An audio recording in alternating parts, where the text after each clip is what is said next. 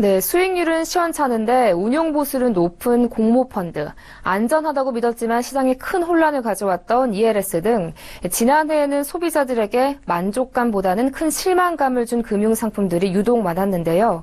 금융위원회가 오늘 그간 소비자의 불편을 초래했던 금융상품을 손보고 핀테크를 활용한 금융상품을 발전시킬 계획 등을 발표했습니다.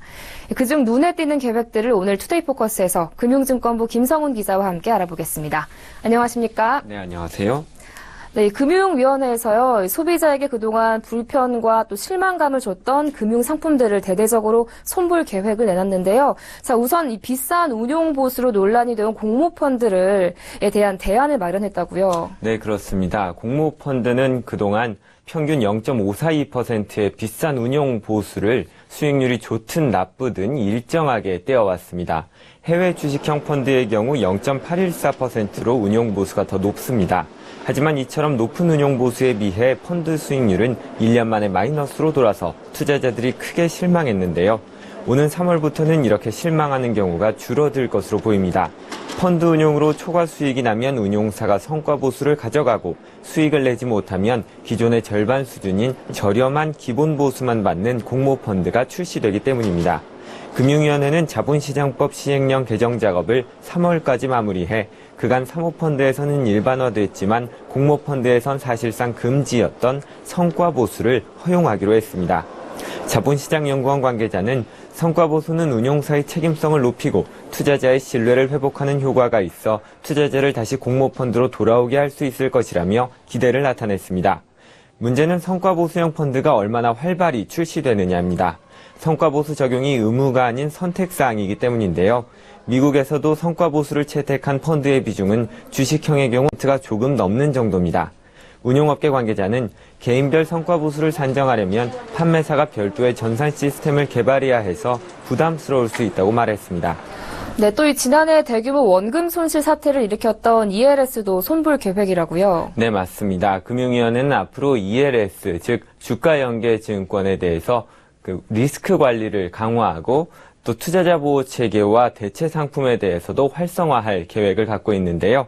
올해 2분기까지 파생결합증권으로 조달한 자금을 증권사 고유자산과 구분해 관리하도록 의무화하고 주기적인 스트레스 테스트를 제도화하기로 했습니다.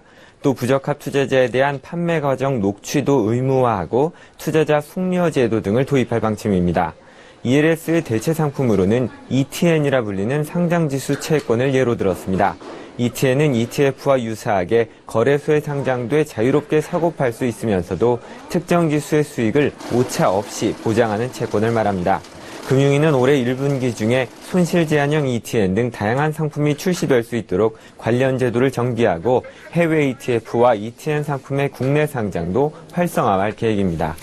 네, 이 ISA 같은 경우에는 그동안 대대적인 홍보를 했지만 불안전 판매 문제도 있었고 또 생각보다 적은 혜택에 대한 문제도 있었는데요.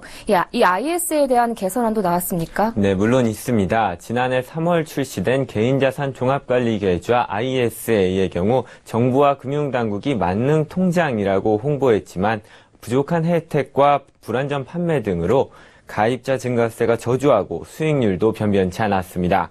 금융위는 문제점을 개선하고 ISA를 활성화하기 위해 올 하반기 중 관계부처와 조율해 비과세 한도를 2배로 늘리고 ISA 가입 대상도 은퇴 노령층 등으로 단계적으로 확대할 방침입니다.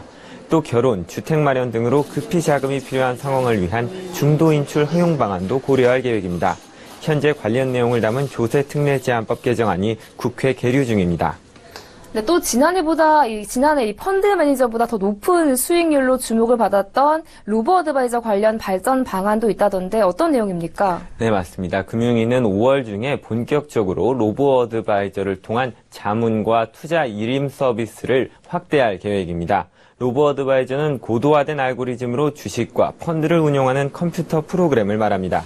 지금도 은행과 증권사에서 로보어드바이저 서비스를 내놓고는 있지만 아직은 상품 비중이 낮고 기존의 펀드 매니저를 보조하는 수준인 경우가 많습니다.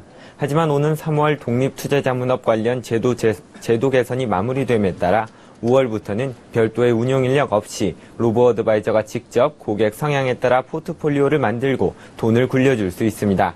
금융위는 또 상반기 중으로 투자 권유 절차를 정비해 금융상품의 자문부터 구매까지 로보어드바이저를 통해 원스톱으로 진행할 수 있도록 할 방침입니다. 투자자들의 결정을 돕기 위해 로보어드바이저 등 투자 자문 서비스에 대한 수익률 비교 공시 체계도 마련할 계획입니다. 네, 올해부터 개선되는 금융상품과 관련 제도에 대해서 금융증권부 김성훈 기자와 알아봤습니다. 오늘 말씀 잘 들었습니다. 고맙습니다.